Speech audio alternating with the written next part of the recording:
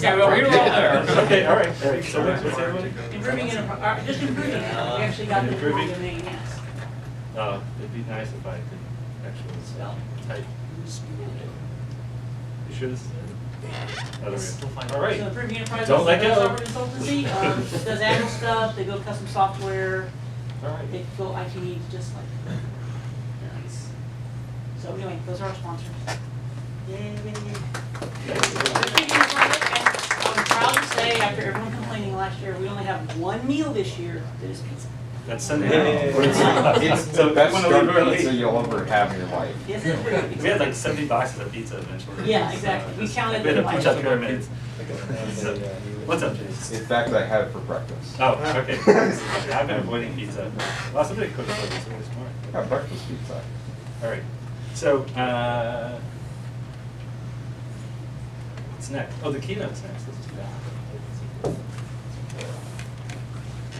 All right.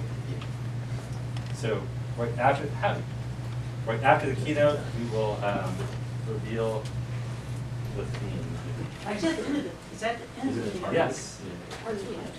All right. Yeah, we sure we can. No, that is the keynote. That's That's the theme.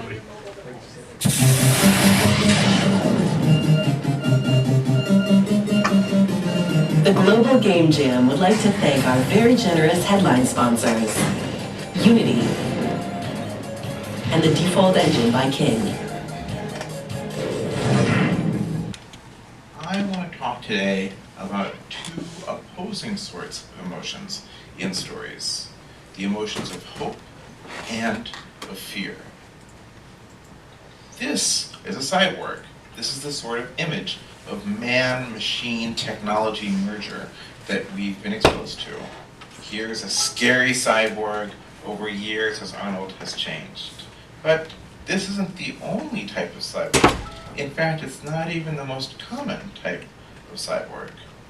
This is a cyborg.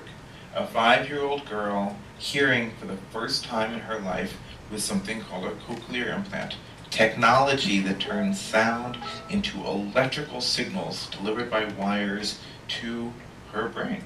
There are 200,000 cyborgs like this little girl who can only hear because of brain technology that we have.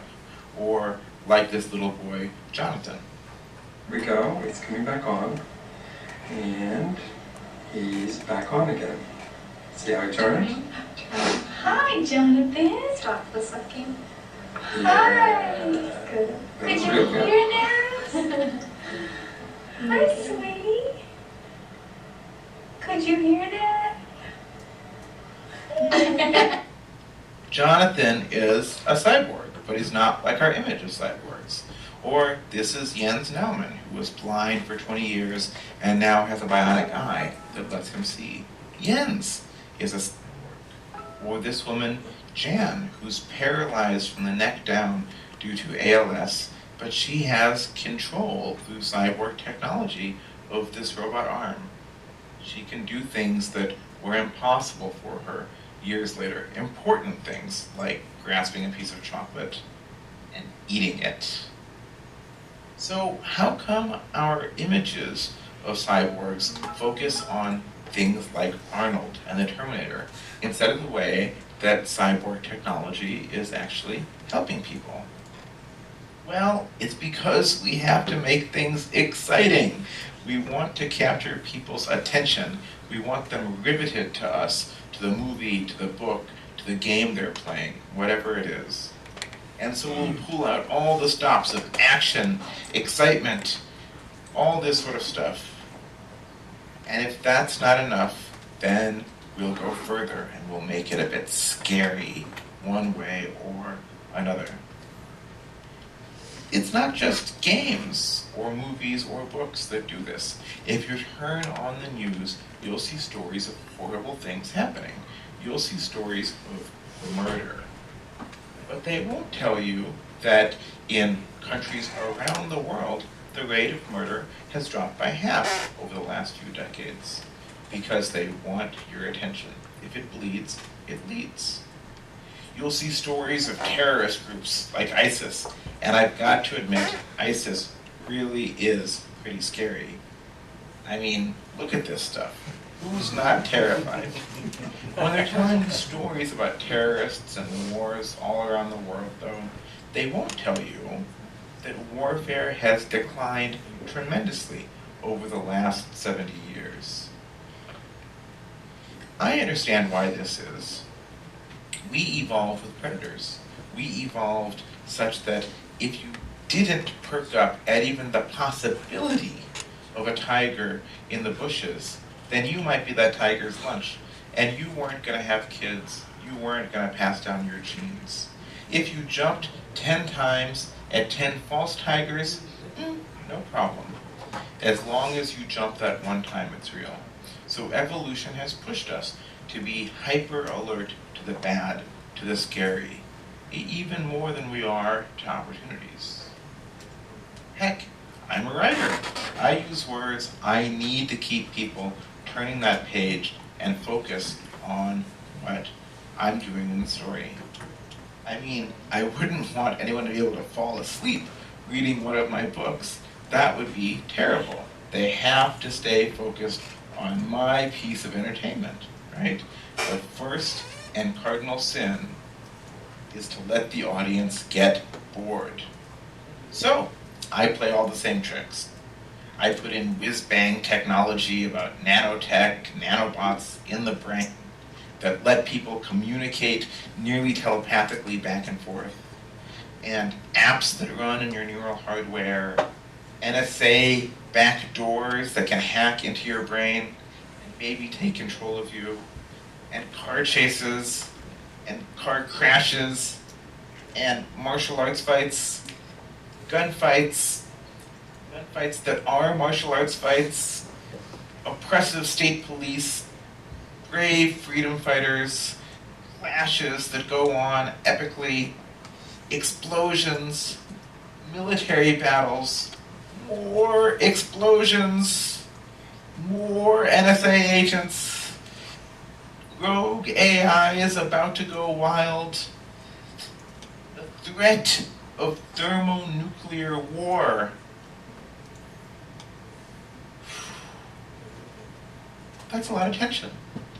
And maybe, just maybe, we would benefit as an audience and also as creators by also tapping into some other neglected emotions. So you'll find in books that I write scenes of monks connected mind to mind, meditating together, using technology for peace.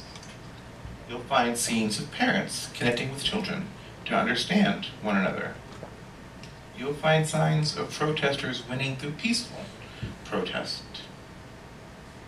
Now, I'm not suggesting that you go off and make some hippie game about utopia where nothing bad ever happens, because that would be boring. Who would play such a game? We need the excitement. We need the compulsion to play. We need the drama. We need the risk of loss as well as the possibility of failure. But maybe, just maybe, it's an ingredient that we can add. Not just what to fear, but what to aspire to. Not just constant tension, but those occasional moments of beauty.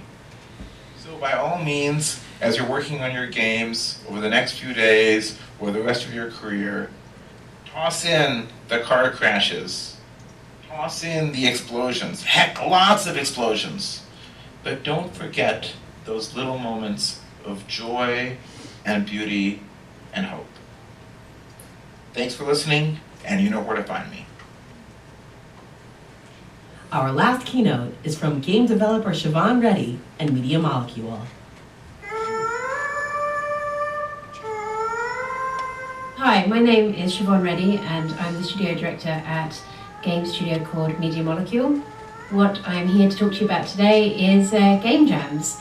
And instead of actually just doing a talk and you're watching my face, I thought I'd give you a bit of insight into the jams that we've been doing here at Media Molecule. The one that you're seeing on the screen at the moment is one that we did a few years ago, and it was actually a full studio jam where people had the freedom to be able to create whatever they really wanted to. The idea with this jam was very much about having fun, collaborating together, and really sort of that idea of creating as play, which is very much a thing that we love to do. A jam